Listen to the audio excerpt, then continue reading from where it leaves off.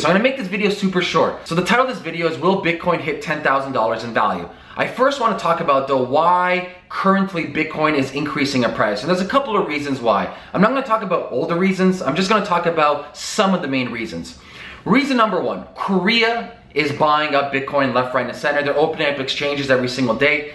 Number two, Japan is set to open up 10 brand new exchanges this year. So that equals liquidity, that equals buying power, that equals selling power. So the Asian market right now is very hungry for cryptocurrencies and specifically very hungry for Bitcoin.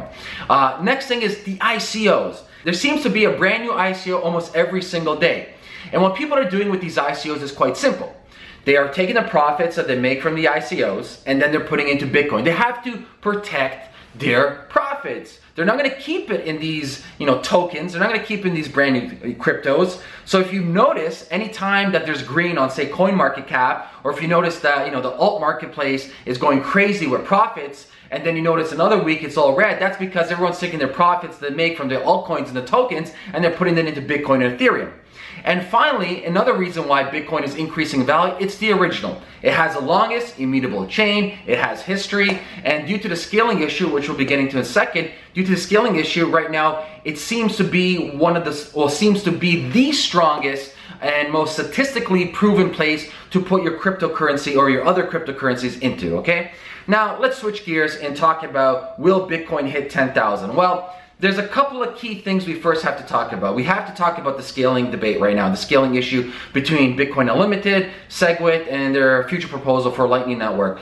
So just as of today, from the Consensus Conference, they stated that there could possibly be a user-activated soft fork to Signal SegWit, and that may happen around August. Now, there's some issues with that because there is a strong statistical chance that with this user-activated soft fork that there actually may be a hard fork, meaning that the original Bitcoin chain will split into two. So you have Bitcoin Unlimited, then you have regular Bitcoin. Now that's a very small probability. I do see a lot of issue with this user-activated soft fork, but that being said, I think August, September, and the fall is a big 3 months when it comes to Bitcoin. Who knows what's gonna happen? Maybe this SegWit solution is a solution they need to finally go to Lightning Network and scale the issue, because right now, there's more than 200,000 backlog transactions on Bitcoin. The transaction fees are too much. A lot of businesses are bogged down, and people are fed up. So they're gonna have two options. Either they're gonna leave Bitcoin, go to another chain like Litecoin, which is much better for instant transactions. It has SegWit, and the scaling issue is kind of solved, at least for now,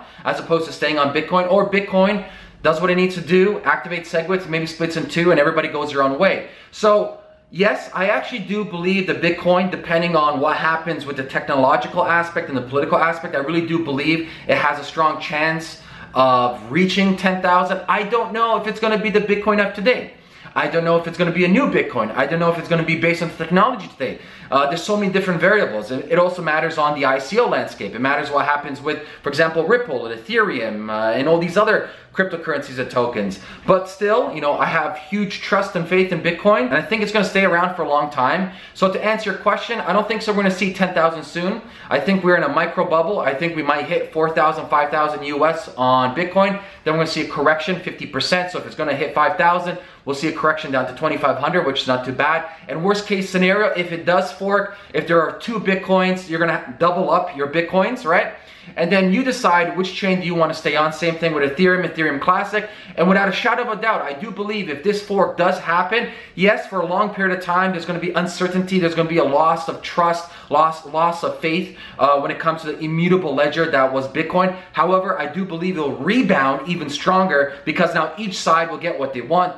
This side will get their technological aspect, that side will get their technological aspect, and both will scale how they want to scale, and I think it's going to skyrocket from there. There you have it. That's kind of like my idea around, will Bitcoin hit 10,000? Like always, guys, I do want to state this cautionary tale.